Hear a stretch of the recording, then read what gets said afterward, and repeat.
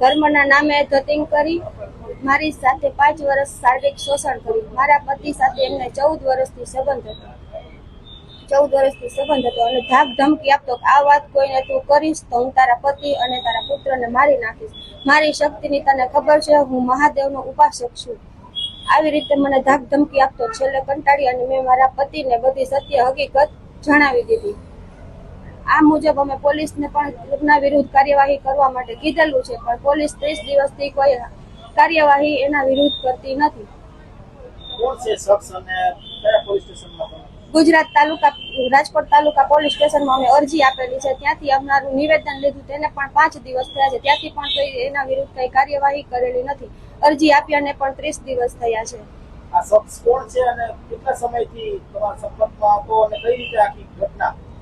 અમારે ત્યાં અમે ત્યાં મવડીમાં 5 વર્ષથી ત્યાં રહેતા હતા. 5 વર્ષથી મારી સાથે શારીરિક શોષણ કરતો, મારા પર તાંત્રિક વિધિ કરેલી છે. અમારે સંતાન બારાની તકલીફ હોવાથી અમે કુંડલી ને એ બધું એમને બતાવતા અને મારા પતિને એમને કુંડલી એ બધું અમે બતાવતા. એમને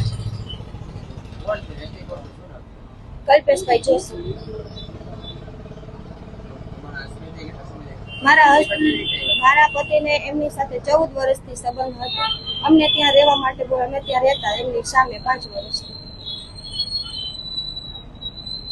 તે બધું જાણતા.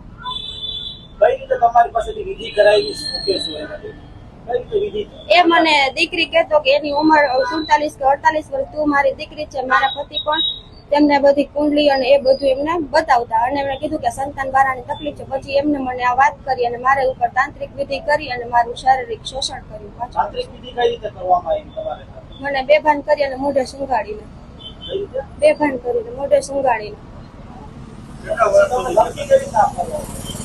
એટલે હું એમને કહેતી કે આ શારીરિક શોષણ ના કરો, છતાં પણ એમ કહેતા કે તને મારી શક્તિની અને બધી ઉપાસનાની ખબર છે કે હું કોણ છું અને આ બધી ભગવાનની ઈચ્છાથી જ થાય છે. ભગવાનની ઈચ્છા વિરુદ્ધ કઈ થતું નથી. પછી મેં છેલ્લે કંટાળી અને મારા પતિને આ બધી જાણ કરી દીધી અને મારા પતિએ પોલીસ સ્ટેશનમાં અરજી આપી છે, રાજકોટ તાલુકા પોલીસ સ્ટેશનમાં. ત્યાંથી પણ અમને 30 દિવસથી કઈ જવાબ આપ્યો નથી. અમે મવડી ચોકડી પાસે સ્વામિનારાયણ પાર્ક શેરી નંબર 4 માં રહેતા. ત્યાં તે અમારા ઘરની સામે જ રહેતો.